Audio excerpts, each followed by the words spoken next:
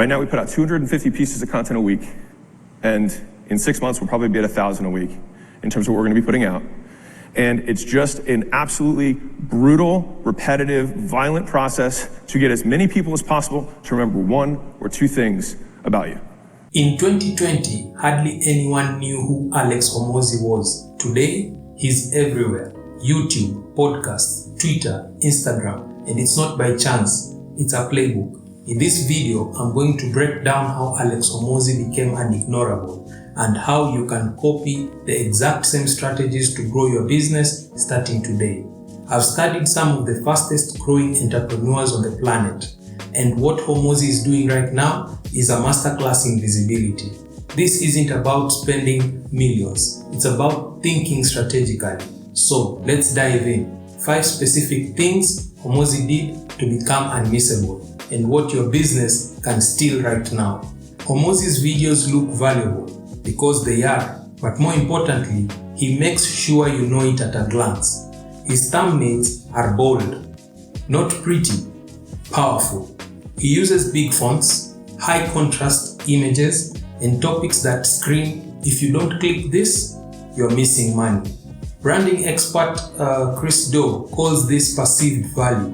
People judge the worth of your content before they ever press play.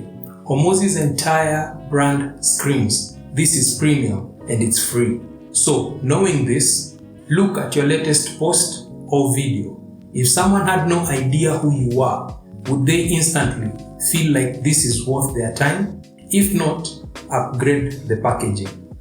But even the best packaging means nothing if no one ever sees it, which is why Hormozi's next move gave him the ability to grow exponentially. Hormozi didn't try to go viral everywhere at once. He built momentum in one place, YouTube, then repurposed his best hits across TikTok, Instagram, and Twitter. Creator coach Justin Welch teaches the same thing. Omnipresence starts with domination, not doubling, and Hormozi played this to perfection. Now that we know this, pick one platform and master it. Get traction, get feedback, get momentum, then chop, repurpose, and syndicate. And once he had momentum, he didn't switch lanes. He doubled down on this next part by doing it again and again and again. Hormozi isn't afraid to repeat himself. In fact, that's the whole point. He says the same core messages across podcasts, videos, tweets, books, just framed in new ways. David Ogilvy, the godfather of advertising, said, you can't bore people into buying your product. Hormozi's twist, you interest them by repeating what matters until it sticks. So now that we know that, define your 3 to 5 core ideas, then hammer them again and again across your content. Consistency builds authority. Repetition builds recognition. But repetition alone won't build trust unless people believe you can actually do what you say, and here is how he did it. Hormozi doesn't just say, trust me, he shows the receipts. $100 million offers, $100 million leads, screenshots, frameworks, testimonials. And here is the key, he doesn't just share success, he dissects it. He turns wins into frameworks his audience can use. As author Donald Miller says, people don't buy the best products, they buy the ones they can understand the fastest. Hormozi shows proof and gives them up. So what do you do about it? Share your wins, even small ones. Go to your first 10 customers, show it. Landed a client, break down how.